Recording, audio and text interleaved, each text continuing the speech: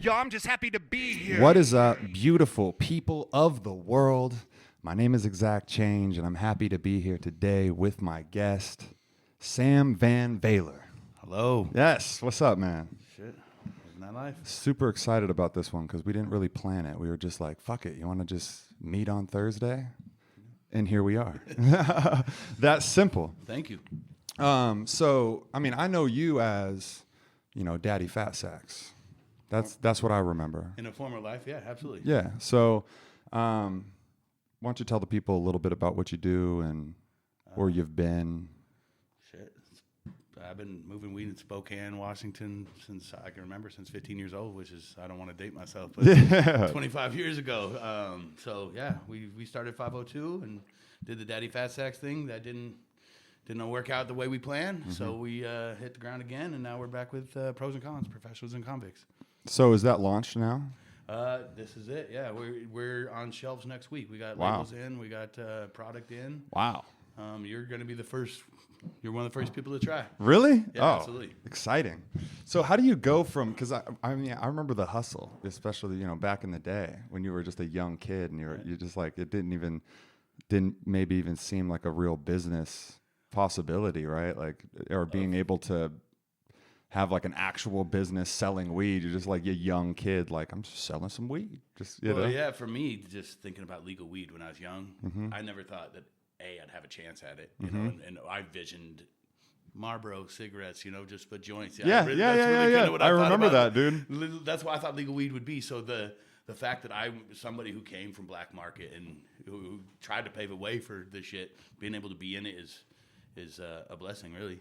It's crazy, man. It's crazy how things just come to fruition, man. Like when you're fucking working, because you were just hustling. Yeah. That's what it was, dude. Everybody needs weed, whether it was legal or not. Thankfully for me, yeah. Thank God. The fucking the need doesn't change.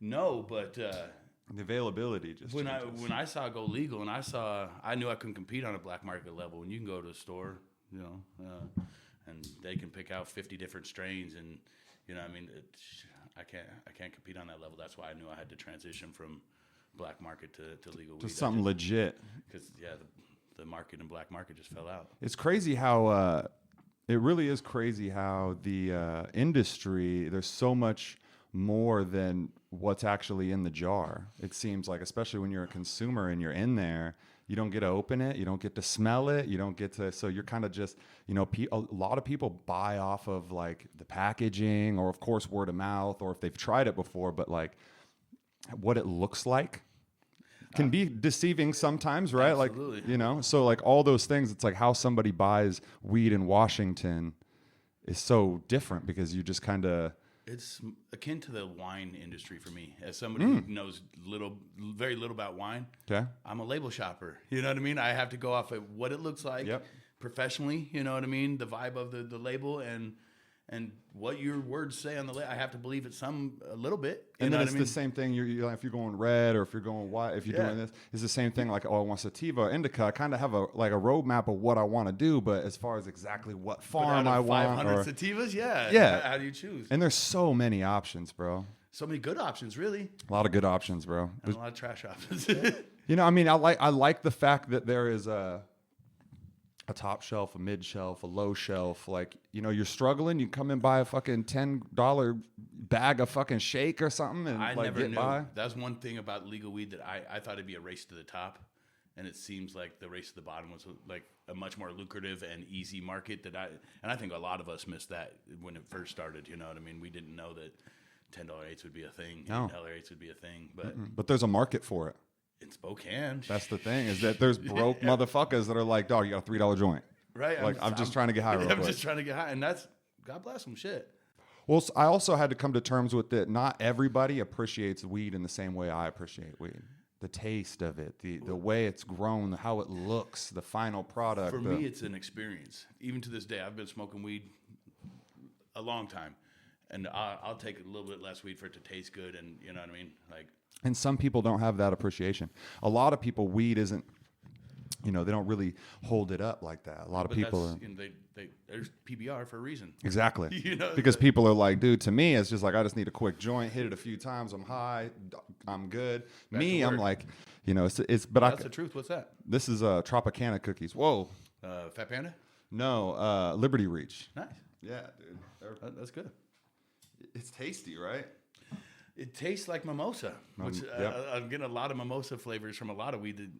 And that seems to be a trend in I-502 is first it was, Blue Dream. There was Blue Dream everything. And now you're getting a lot of this citrus kind of shit. Dude, I remember in the black market when it was just a lot of Blue Dream, dude. There was just like a lot of Blue Dream going on. That was all you got? Like, yeah. You really had no choice. It's like, you want this Blue Dream or you want this dirt Blue weed. Dream that I got? Yeah. Or it was like, do you want this Canadian?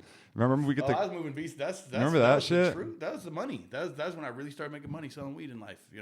Growing weed and moving weed that other people grew. Mm-hmm. The margins are. So that was my first experience in commercial weed, was seeing thousands of pounds of okay weed, but the margins were huge. And you're able to make a lot of money. And people, yeah, it was weird, bro, because it would be like, if there was like a Mexican dirt weed type shit, right? Like you could, like the brick shit, like you could just see it and you'd be like, ooh, I don't want that. But sometimes like the nads, as we would call it, the Canadian shit, it would be like these big green buds. You'd be like, oh, okay. And then you would fucking get that bag and be like, and it just smells like, fucking trees. And you're just like, oh. Well, and knowing what I know about weed now, I smoke so much mold and so much like bad things in weed, not knowing, because I knew the Canadians that grew the weed that we were smoking, and they just really, we'd go meet them at the border. We did the whole thing, and wow.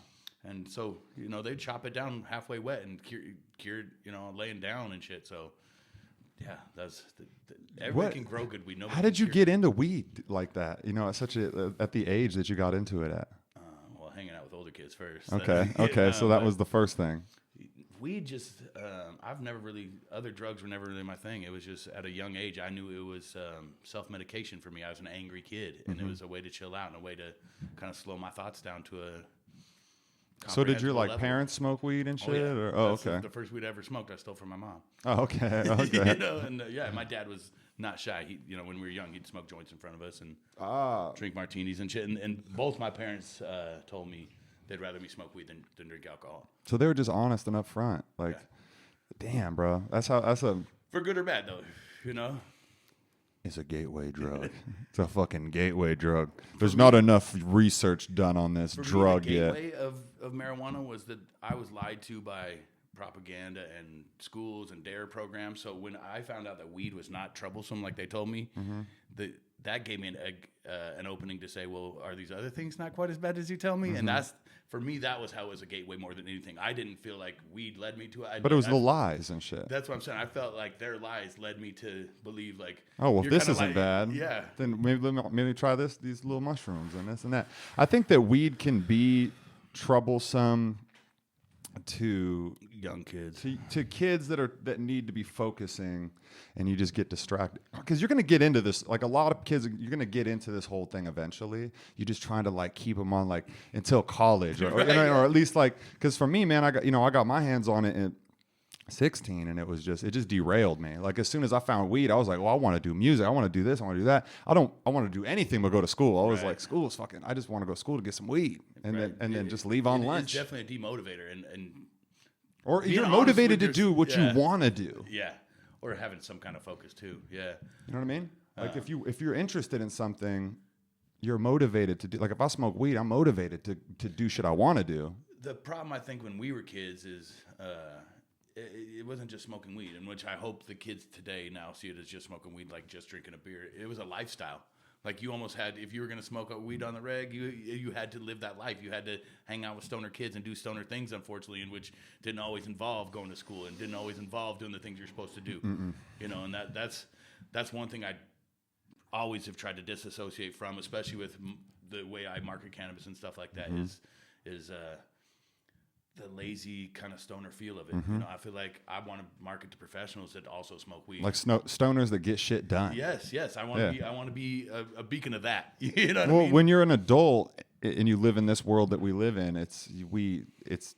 you know, you either do or you fucking don't, right? And there's a lot of people that are lazy without weed, and there's a lot of people that are lazy with it. And it's just like that same conversation about the alcohol. You know, any substance is not the substance. It's just a tool that you can use. If you're having some pain, you can use this. It'll help you. If you start taking them all the time when you don't have fucking pain, some shit could, you know, like the abuse of anything, right? Like you can abuse weed too and just get high all day and do nothing. And what people attribute to, you know, that's that kind of lifestyle. And it's that's a crackhead, that's a heroin junkie, that's a stoner. And that's for me unfortunate because then we get lumped in with drug users. Because there is so much more than that. Yeah, absolutely. And unfortunately, the way I grew up, it is a lifestyle for me to this day. It's a lifestyle. I tell people that all the time. And I guess maybe that's the difference between the people who want the $3 joint and the people who were willing to buy a $50 eighth. Right. Just to see what it is. Just to check it out. just to put it in my lungs. And I want something, you know, I want the finest. I want something that was grown with care and something that is fire. Like, that's what I'm worried about. The taste, the whole experience of it. Bro, when I smoke weed, it's not like I want to get high. I need to be high. Like, I asked this question for a lot of people. If you could just, instead of just smoking weed and all that, if you could just, you know, just hit a button and you just high. No, that's not. I'm not trying to get. That's not the whole thing. I'm not like my life sucks. I need to get high. That's not it. I enjoy the flavors of weed, and some I don't. You know, but I enjoy the experience of figuring out which ones I like. I like the camaraderie. For me, that's a big part of weed smoking in my life is sitting around my friends, sitting around doing shit. It brings like this. people together, man. Absolutely.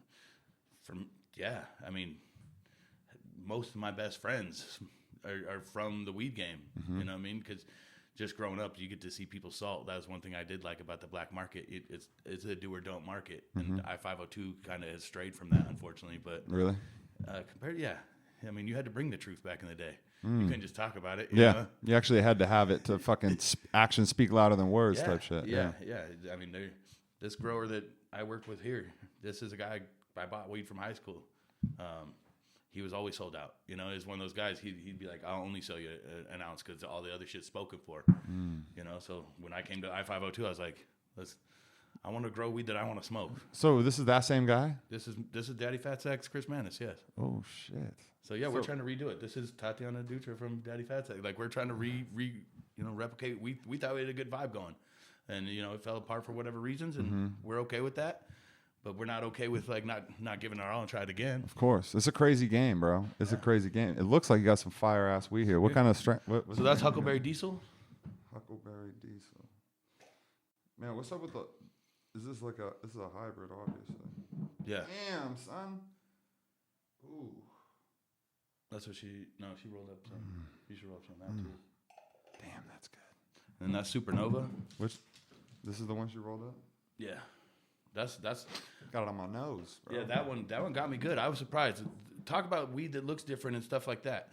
This Huckleberry Diesel is as commercial as it gets. Big, huge nugs, super frosty. For me, that's the truth, though. Because I try all this shit and I figure out what's good. And, you know what I mean? What is that?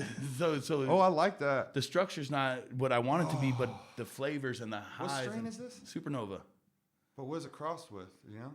Shit. Because that smells so familiar. Oh my fucking God. I love that. So yeah, we'll leave you with some. It's a lifestyle. Like, it's seriously just it's enjoyable. I see my dad was into wine and I never got it. I try wine. I never fucking liked it, but I get it though. This is your wine. I get being a connoisseur of something and enjoying the shit out of something. I truly enjoy it. The whole experience. The whole experience. And then sharing this experience with somebody else who you know they're going to appreciate it with it. That's exactly. You know, you buy and you're like, bro, smell this. Check this out. Yeah. You know what I mean? That's what's happening right now. Yeah, here, try some blueberry muffins. Dab that up. That's some rosin. Oh my God, some rosin. This is gonna be in stores too. Yeah. Oh, all right. Let's do this. Damn, I don't have a timer. You got a timer? Yeah, I'll get you one. My phone's dead. What do you 45 seconds? I've been watching your podcast. Now he's like, give me a timer. Yeah, the black ass bang on the that's first my one. phone right there. That's funny. The first one is He said, my banger's black. I didn't want to show you. Oh yeah, on, With Fred, with Fred. Bro, shit was fucked up, bro. I had to get schooled a little bit on the dab game because when I got into the industry or just got into like even trying to do like a dab, bro, we were taking fucking dabs with like knife hits and shit. We didn't know what the fuck we're not like recently, but like no, when we first started making dabs, we called it honey oil because we didn't know what it was, and we put it on remember that. bowls and shit. You know, I remember that. We were, Honey oil. I remember that. I remember that. We were blowing it through fucking PVC with shit butane. What and the not fuck even have we purging been? it. What have we been putting in our lungs, bro? See, that's when I look back. I'm just like, oh man, We put some shit. it's all bad. That's all bad. All we can do is do better now. Yeah, right? When kids are dying about vitamin E now, I just think. It's like I was blasting that dab at fucking like red hot, just. Oh yeah, man, not yeah. good, bro. Not good. Didn't know, I didn't even know what the fuck a low temp dab was, man, until I think it was Joey from Bodie High. He used to work at Bodie High. Yeah, You know Frey. Joey? Yeah. Joey Frey.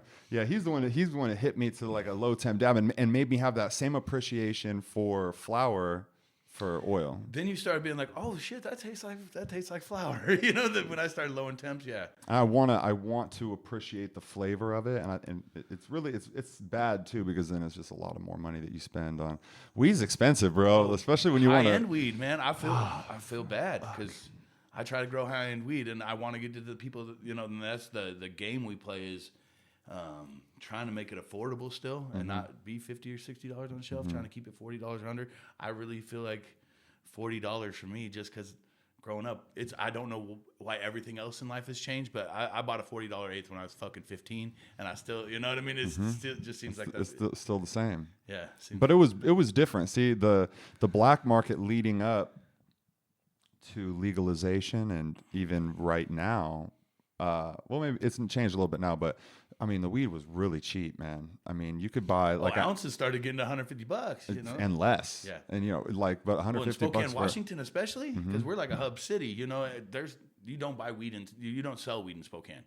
You buy weed in Spokane, and it's flooding, and then you go sell it. Flooding everywhere else out of Washington. It's crazy. There's still states that haven't legalized it yet. Idaho's dumb as fuck. Oh yeah, Idaho's not. Because They're not. every state that touches them is medical or legal. They're not budging.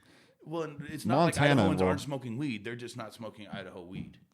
I don't understand why, but it's like their government would never legalize it. Like they're that dumb. They're super crazy about it. But Vegas just seems more money driven. But remember, they were really like strict on weed, and it was illegal because they're so tied in with alcohol and gambling. Adding a third vice and a third regulation is that's a different thing than Idaho. Vegas is. It ain't because their moral compass was anti-weed. It's because the regulation that it takes to have all three of these things together, gambling, weed, and alcohol, is a big fucking deal. It's true. You know what I mean? True. It's a really big fucking thing. So, and they did it right. Seeing what California did and what Vegas did or Nevada did versus what Washington did. So I'm a little jealous sometimes. Well, Washington did it weird. You should be able to just grow weed if you want to. You should be able to just. But trying to be medical is so scary to me because of gun rights and all the shit that kind of come along with that right now. Oh, that's true. Yeah, there's a lot of ins and outs, man. It's not black and white simple. You're right. It should be. It should. If it's legal, I should be able to grow in my front yard, just like a fucking tomato. You know what I mean? And because it's just a plant that grows from the ground. Yeah. And I mean, you wouldn't be like, oh, you need to go to the store and buy your tomatoes. Like I can just grow it, Yeah. But because it alters your state, you know what I mean? Now all of a sudden it's. But I feel like there's a lot of things that you could grow that could alter your state if you light it on fire or you do some kind of manipulation like you have to do with marijuana. If you just eat plain marijuana, you're not getting high. So yes, if I grow something else, have you tried? I've eaten plenty. I'm an idiot.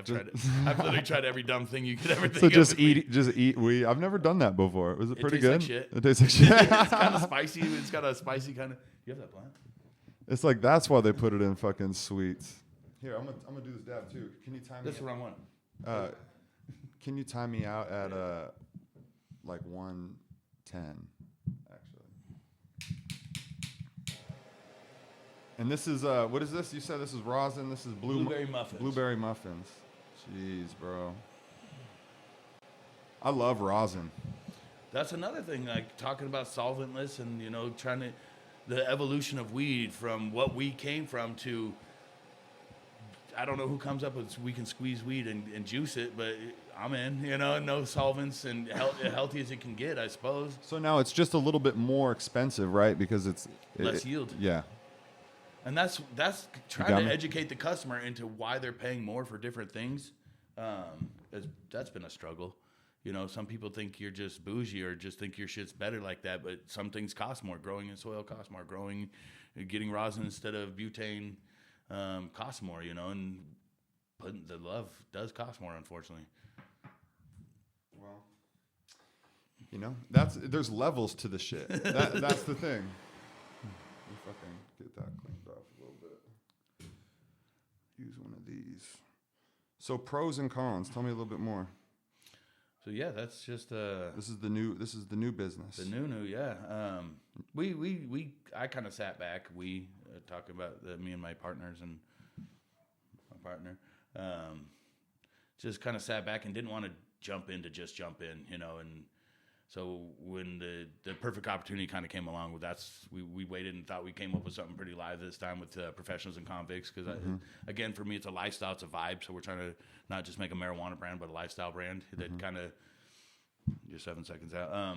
It kind of appeals to everybody, because how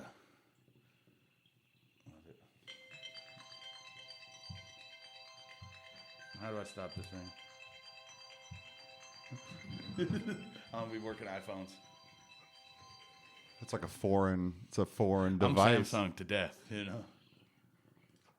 It's crazy how those two things have been like you either know a Samsung or you know an iPhone, because somebody will put a fucking like Samsung in my hand and I'll just be like, foreign as shit.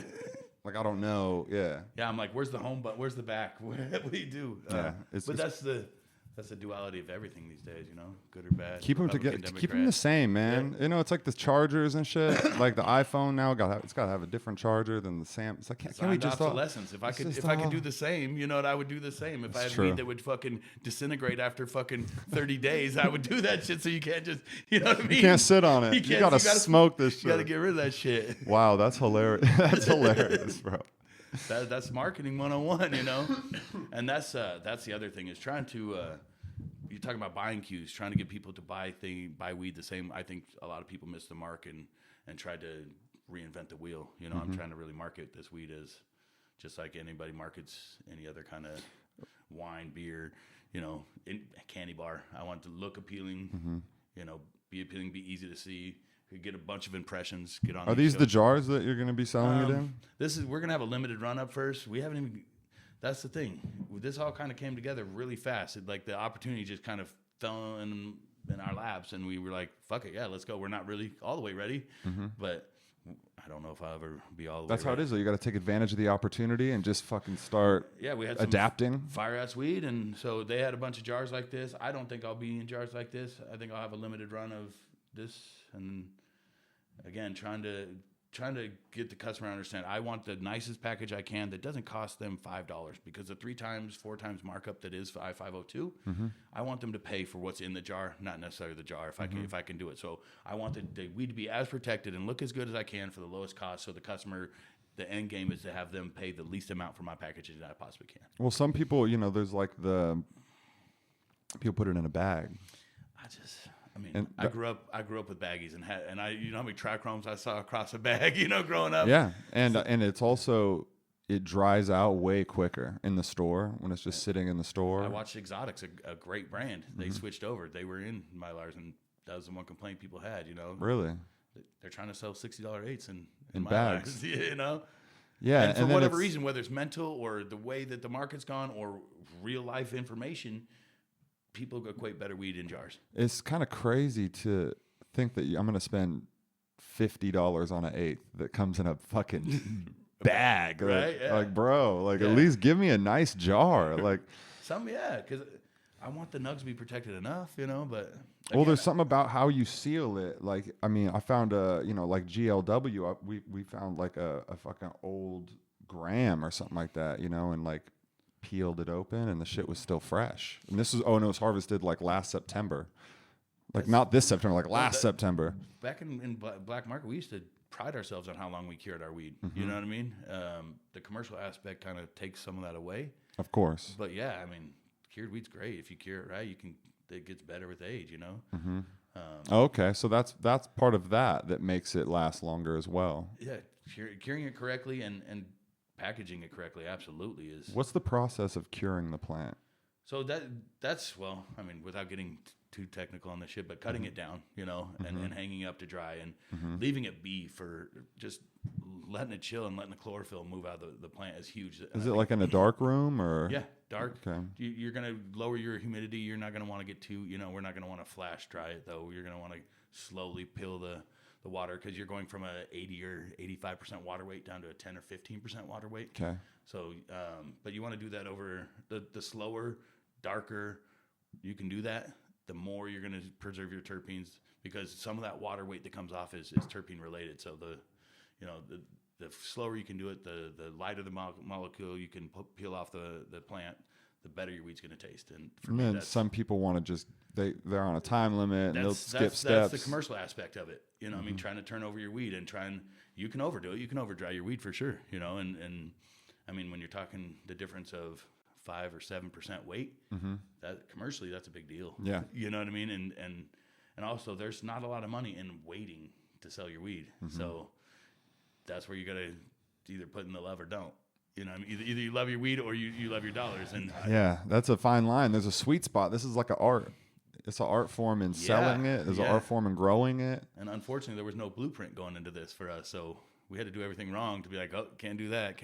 You know what I mean? That's always fun. Yeah. It's expensive. So what's this? What are you about to spark up right now? This is that Supernova. The Supernova. Oh, okay, good. That's that fire smelling one. Is there 3? What's this one? Or is this the one? That's another Huckleberry Diesel. Oh, no. I brought some for you. Damn, bro. The nug is crazy. And well, that's another commercial aspect of trying to. We're talking about growing this versus this. You know, I love this weed, but this produces 2 times as much, and unfortunately, the market doesn't bear out where I get paid twice as much to grow it. So I think you're missing a lot of really good strains, just because commercially, it doesn't make sense. You know. Damn. So it doesn't even turn a profit because. Or you may turn a profit, but why would I grow something that I can make 2 times the margin on? You smoke that shit yourself. Yeah, that's what happens. That's what happens. You get a lot of personal. This is for me. I like this shit. Get killed off like they're nothing these days. The homies get to check it out, and the world doesn't get it. No, that's exactly. Because this is a business. There's unfortunately people want to get paid, and people, you know what I mean. And it's just like music, bro. It's just like it's like everything else in the world that's beautiful that motherfuckers want to turn into fucking a business and making money. But that's just like where we live. We live in this country, man. This capitalist country. It's only the strong survive, bro. You got to get in there. You get it done. But what are you okay with? You know what I mean? I'm okay with an okay lifestyle, but if I get to do this for a living, I really take that as extra money in my pocket because I get to do something I actually care about. You know what I mean? I'm in the car business, which fucking sucks ass. You know what I mean? So if I can ever just make the money that I make in real life doing this and not have to do that do bullshit. Double hustles, bro. I fucking having a job working for somebody else doing some bullshit is the worst. You get reminded every day how much you hate it. It's the worst. Yeah, every day. So yeah, for me, if I can make a real life living, and I-502 you can, but everybody thinks it's a lot more than it is, you know. And at this point, if I break even and bring something live to the people, I'm okay with that. Doing the Lord's work, bro. Right? Yeah. Just growing weed that I would have wanted to smoke, you know. Well, I hope it flourishes. I've heard that obviously the stores and shit make a lot more money than the producers. Yes. I don't know much about the details of it, but that's fact. Just because the way that tax law works right now, we're not allowed to write off anything. If we're a regular agricultural business, if I was growing potatoes versus marijuana, I can write off jars and labels. That's it. I could write off soil. You can't write off the product. Nope, can't write. No soil, no labor, no delivery, none of that. I can't write off any of that stuff, which is. I mean, that's 20-30% profit margin. That's difference. Fucking crazy, bro. That's why you got these farms struggling. I mean, we had 1,200 farms. We're down 900 farms now because people are. It doesn't make sense for them. I'm buying equipment. It's good for me. I'm buying equipment for pennies on the dollar because people are just dipping out. people put their lives, like, their life's work. So into this. Washington really just kind of made like the law just it doesn't help. I mean, I guess it needs to be federally legal, right? That's where we're trying to get brand recognition. It's a race for me to get brand recognition, pros and cons, where it goes federally legal, and I can start going over, because then it's a whole different thing. Then it's licensing rights. Then we're in the money. The stores are going to be competitive across the state. The growers will be the ones that'll kind of flip the script on everybody. Man, I really hope that happens. I really, really, really hope that happens. Here's why I don't want it to happen, even though it's for my best interest. Because big business is going to take. They will not let us get to that point and make those dollars without them being.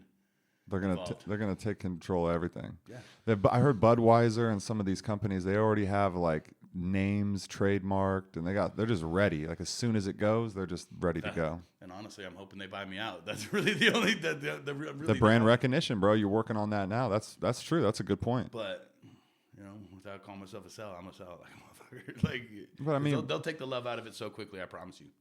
Just like any other thing. It'll be cigarettes, like you were saying. It'll literally be fucking. All that, yeah. It'll be like what we thought when it was kids. Like they'll just be selling you fucking weed cigarettes of just shake. They swept off the floor. Yeah, exactly. And then they'll sell you like an eighth for like $100 of some fire. No, it'll go back to. Or will they? Buying homies on the black market. Will there be fire still? You think? Or will they just everything will just be coke-y? I don't know. Here's one thing that I believe about this plant is it really takes love. This plant above all like receives love. When you give it, it gives it back. And I don't know if they'll hire the right people to like black market. You put your all into that shit because that's what it was. Well, if it goes put your pride on it. If it goes legal, then we should be able to just grow it. If it's legal, that's legal to me. Yes, I should be able to put it in my. Because then we can get good at it, and it's like, I can get good and learn how to grow different strains and different. Take the farmers markets, and you trade your sour Kush for my Huckleberry Diesel, yes. and you know what I mean. Yes, that's the truth. But that's not what they're gonna do, though. That's not what they're gonna do. No, that's these fucks. That shit just, you live in a world that's so weird, upside down from something that seems so common sense. Anytime I even anybody wants to have a political conversation with me, I always just lead with weed because it's just like, if you can't agree on that, I mean, it's just so easy. It's so simple. Like if you don't get that, then we can't even have a conversation. Did you hit this? So did I hit this? Maybe not. I think I hit it once. Maybe. And I think it'll be like any other market. You'll have your independents, like you'll have your small label wine. You have beer, do you still have some microbrews? And anybody who really kills a microbrew gets bought out by Budweiser. And that's true. Because there are some microbrews actually that I really like that I just found out were like they get snapped up. Like, oh shit, they own this now. I'm like, oh fuck, I'm drinking Budweiser. And in all honesty, I'm pairing with the biggest brands I can in I-502 because they have abilities I don't, and it'd be stupid for me to try to fight the man when I can work with him. You know what I mean? I can use distribution and marketing that I can't afford on a level that I can't, fathom at this point. But why wouldn't I pair with that? Now, there's definitely a fine line between the art, the appreciation, and then good business. You got to do good business, and the big thing for the customers is making sure that you're just making a product that's good when they open it. It's fire. It's kind of crazy how you have to win over the bud tenders too, because they're the ones that sell the shit. Like the bud tenders will literally just never get sold. I really hate that sometimes your make or break is over a T-shirt. Well, I mean, I think more like but I think more in the sense of like. You just got to sell them with getting them to smoke it and getting them to like it and getting them to really, because if a bud tender especially really likes something, it's going to be the first recommendation every time. Yeah. And well, you seem to have 4 basic customers. You have people who say, "What's the highest THC still?" Which is crazy. Mm-hmm, yep, you still get that. You get the guy who says, "What's good?" And that's the guy I like. They're always older people. Yeah. Always like, "I need the highest THC. I've been smoking for 40 years, and I don't fuck around." Just not going to do it for me. Yeah, because I'll show them some real fire at like 18%. And some. I mean, and then it's just like, but the numbers on this.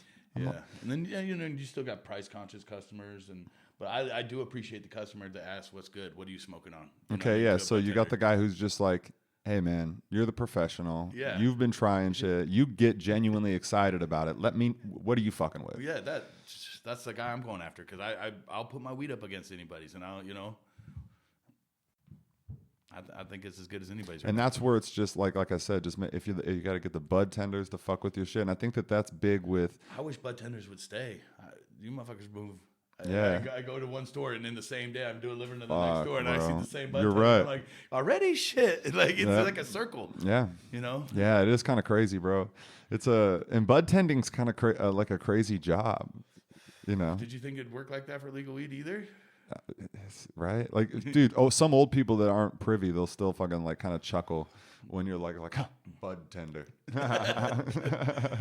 Yeah, but I mean, I appreciate a good bud tender, like a good bartender. You know what I mean? Like somebody who can lead me to where I'm trying to get. Because like we were saying, you can't open it, you can't smell it. Oh, you remember? Were you doing 502 when they had the little sniffy jars and shit? Mm-mm. No, I'm brand new. So, I'm brand new. They used to have little jars you could sniff and shit, which were awesome for about a day. But every customer shook the shit out of it, and it like and you had to like change it like every day. Yeah, I heard about that. Yeah, and they were super hard to manifest, so it just became so troublesome it went away. When you go to Oregon, they just literally pop the top for you. Yeah, it's so crazy in Oregon because you go there and The it's deli like, style, and they got like clones for sale, and I'm like, and what? As a grower, I get to sell the store a pound, and I'm done. You know what I mean? That's black market days. Like you.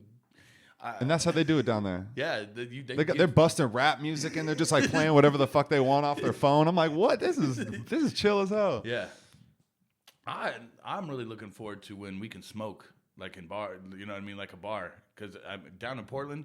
That's just the Northwest Cannabis Club is. Yeah, I'm trying to live like that. And there's a Northwest Cannabis Club. There's a place that you can go and smoke weed. Yeah, and it's like just a public place. No, technically you have to you get a $5 membership. It's $5 a year. Okay, and they do it just like a private, kind of like a private party or something like that. Yeah, but go there and fucking smoke.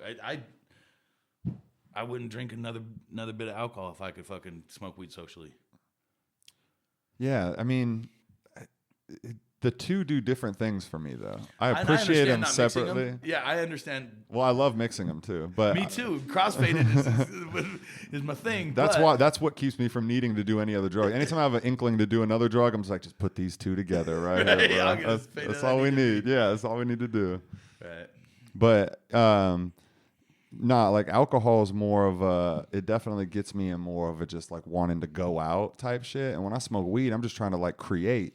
So I don't really want to, bro. I'm be around 50 other. Being around a bunch of other people really stoned in a lot of situations is just terrifying to me. I do understand that, but not everybody's the same. Knowing they're stoned is probably easier for me because it's okay. Knowing they're stoned too, that's my help. problem is when I'm super high and I'm around people, I'm like, they know I'm super high. Yeah, they're like, look at, they're like, and they smell you. Yeah, that's the problem. And then I'm like, damn, I am a stoner. Like, you know what I mean? Like, I am everything I don't want to be sometimes, but I'm just like. You really feel judged. I think, like, in the world that's built right now with weed,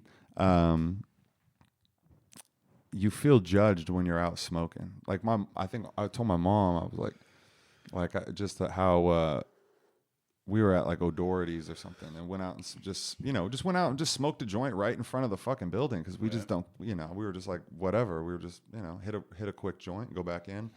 And just how, like, it's so disrespectful to, like, walk past people smelling like weed and people are just like, and my mom was like, oh my God, what are you doing? You need to, and it's just like, but if I smoked if we all just went out and smoked cigarettes, it'd have been just like totally fine. And that's the day I'll be proud of weed is when it's truly normalized like that. I'm good on the okay. Yeah, when it's truly normalized like that, and I think that's just a change in the guard. It ain't even us that has to be that generation. It's our parents, the hippie generation. Once that's there, because it seems like it's the baby boomer generation that's still a little bit. Oh, it's going to be a different world. Yeah. Eventually. It takes a lot of time. We can hope. It's gonna happen because motherfuckers don't live forever, and right. like, and things do die. I mean, like, look at the things that die off, like all the other shitty things that fucking were in life that we've like just like slowly. I never thought I'd see weed in this place in my lifetime. So as much as I try to fight the struggle still. I also am like proud of where it's come. It's kind of weird because it's not bad. It seems like everybody smokes weed and it's like a perfect moneymaker. So it's so weird that it's illegal. I don't know. I don't really understand why, because everybody in America. The money's in illegality, keeping people in jail. That's money. Yeah. Yeah, not giving tax write-offs to us businesses, seizing assets and drug deals, like all this kind of shit. It's a moneymaker, and until the money flips and they can actually make money off this shit in a different kind of way, government-wise. Mm-hmm. Then it's not gonna. And I mean, I guess if they could just take it out of Schedule 2 or 1, Schedule 1, and make Schedule it 1. But and if you bring go it Schedule down. 2, then you have to have medical grade. And then again, now we're talking big business, because to get medical grade, you have to have insane type equipment. You know, they like lab type equipment. So that takes some of these mom and pop shops can't afford to do that shit. God, it's just weed. Like, what's the next level down after that? Schedule Straight 3. legal. Schedule 3 is that's just legal? Right? That's alcohol. You know what I mean? Like That's what it should a be. controlled substance. That's what it should be. Yeah, absolutely. I mean, dude, I'm okay with keeping away from kids, absolutely, and all that shit. You know, I don't think. But other than that, you know, if you want to smoke weed, I think you should have the right. And I mean, I like. What do they got to do to scientifically prove, if it hasn't already been done, enough for the government to know that you can overdose on this shit? Like, you can literally like just smoke. Maybe that's the problem. You know what I mean? It's like, oh shit, but it just seems so easy. Like, why don't they just sell it to us then? Like, just sell me the fire. I don't give a fuck who does it. Just make it like. I mean, I don't really care anyway, because really nobody's really after us. I just feel bad for the people who've gotten fucked, who shouldn't have got fucked. I spent time in jail over this drug. Yeah, you know? Yes. Anybody's life who was like ruined or like. Man, you got people in life in jail for weed. You know, so. Yeah, that'd be probably the first move. If you're going to make it legal, let people out. Is let people out of jail. Mm-hmm. But again, the money's not in that. It's keeping people in jail. And having the private-owned prisons, the whole thing is just so fucked up, man. That's where the money thing goes too far. And once you stop, like, you stop having a conscience and stop having fucking, morals. Takes all the fun out of it, that's for sure. And then you have to compete with that. That's the thing, is you have to compete with people that have no morals, and that's then you're exactly fucked. what I'm saying about Big Bit. I cannot compete with that, because I don't want to bastardize something I love like that. I don't want to. I just don't want to live like that. So at that point, I have to give up and sell my brand off, and unfortunately, move on with life, and just grow weed and smoke. But I feel unfortunate, but that's. So what's decriminalized? What does that mean? Do you know? Yeah, so I don't know what it means. So that's kind of the first move before legality. Like, I heard someone said that would be bad too, and I was like, oh, it was decriminalized here for a minute, so that means that it's still illegal technically, but they're not going to prosecute it. God, what is that? It's so fucking. Why does that even exist? Why do we have these weird pockets of, oh well, it's illegal, but it's not, but it is. It's like, what? Just to confuse you. Just to make sure you need legal counsel. It's like, if we want to fuck you, we could still, but So we want to hold over your head. Like, imagine being a business here, and they're like, the federal government could still come in and be like, what you're doing? What are you selling? What the fuck? On a daily basis, when I put my name on deliveries and shit like that, they could come and say, you've delivered millions of dollars worth of weed. Like, it's legal. Like you're in jail for life federally. Man, that's fucking weird. I mean, that needs to be like the first thing. Let the people out and then fix that. Especially like, you need to be able to, like, the banks and everything just needs to be able to recognize it, and it's just that's what I'm talking legal, because the people call it legal now. If you can't really move it like it's a real business, then how legal is that? Because I feel like the stores do pretty good, but you were saying, the farms they pay income tax on excise tax, so the federal government sees tax that they collect as actually income, so that they actually pay tax on that. They pay tax on their tax. Yes. Holy shit. So that's when you're talking state level versus federal level. It's just stupid. That's now you got states fighting the federal government. See, man, this shit's out of control. That's what I'm saying. So I want to just be little old me, grow some really good weed. You got some really good weed, bro. You got me in another planet right now, dude. Yeah. What was that shit in Supernova? Supernova. Oh shit, maybe that's why. So that rosin was tasty too. We're trying to just keep it. We got a little dark there for a second, but we're trying to keep it easy and light, and and bring really good weed. And and everybody else can figure out the rest. Yeah, I mean, there's some dark spaces out there, bro, and you know, you gotta be educated on it or get crushed by it. That's what I figured out because at first I was not, and I just kind of tried to leave it be, and it, yeah. Try to ignore it. You gotta be aware, right? Well, shit. You guys are on like Instagram and all that too. Instagram, yeah, we'll be three stores limited release. Real quick, I'll be talking to Cinder as well. Oh yeah. Yeah, we're trying to go Spokane live first and really deliver to our hometown first. You know, last time I really spread out really fast and really far and kind of lost way of my Spokane people. Mm-hmm. And this time I want to grow weed for the people I love first. And then so you're from Spokane. You grew up here. You were born here. Born here, raised between here and California. Oh, okay. A little bit of Seattle in there, but Washington's always home. Yeah, Spokane. What brought you to California? Dad lived down there. Mom lived up here. Oh, really? Get in trouble, kind of, you know. Both sides. Yeah, kind of shit that you get sent, you know. Shit, man, looks like you're doing good. You know what I mean?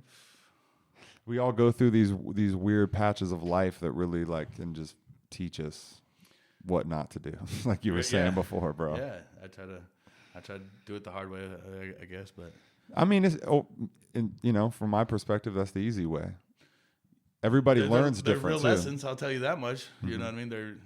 I mean, when you go through some shit where you're really like, damn, I was fucking dumb as shit. Why'd I do that? Like, I mean, I have moments like that where I look back where I'm just like on your younger self and you're just like, dude, what?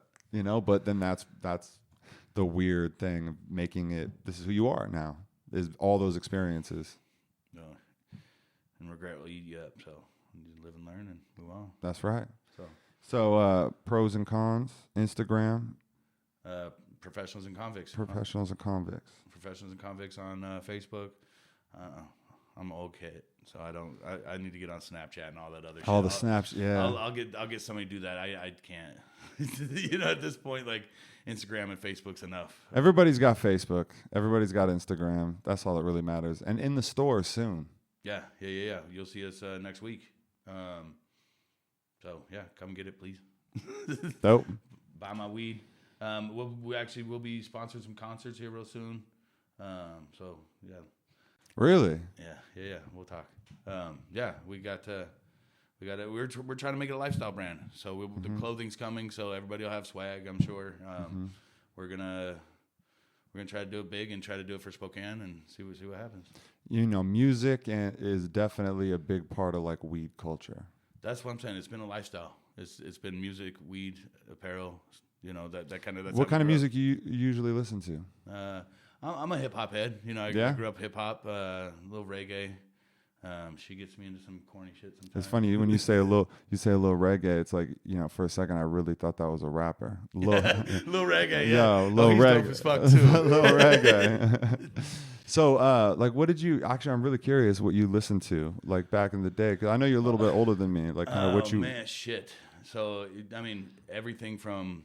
I really kind of thought I was like a hip hop head, so we were listening to Devin the Dude, and you know, like that shit back back when, and we thought we were real slick, and Master Ace and Master Killer and fucking you know Boot Camp Click and stuff like that. We thought we were cool as shit, and then Brother Lynch came along, and oh yeah, man, the Brother Lynch phase, bro. And that was some crazy Black Market. He was saying the wildest shit, bro. That was the shit we were listening to. Was like, damn. So and then I listen to your shit. You know, I've been a fan. So, oh man, appreciate it. That's crazy. No, I've been knowing Mike since he was 15 too. You know? Really? Yeah, DJ. He's DJ's cousin. Who's DJ? DJ Borner. I don't know. I don't think I know. Black DJ. Yeah, since the Chinky days. Yeah. Man, since 15 years old. See, that's crazy. So I just grew up over in Seattle, and I'd come over here in the summer. So it's kind of like mom and dad's, like just across the state and shit.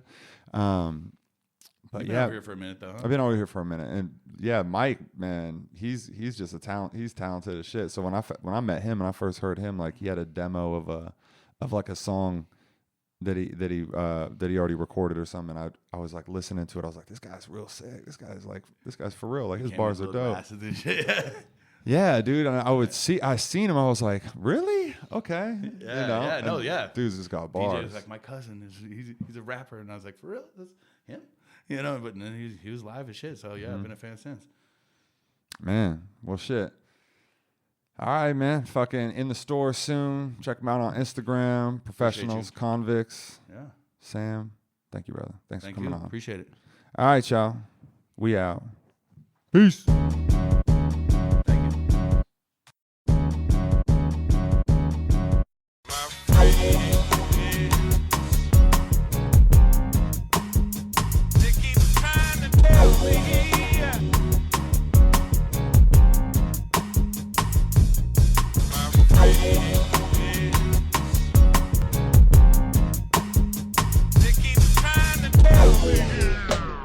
Yo, I'm just happy to be here. Being around a bunch of other people really stoned in a lot of situations is just terrifying to me. I do understand that. Idaho's dumb as fuck.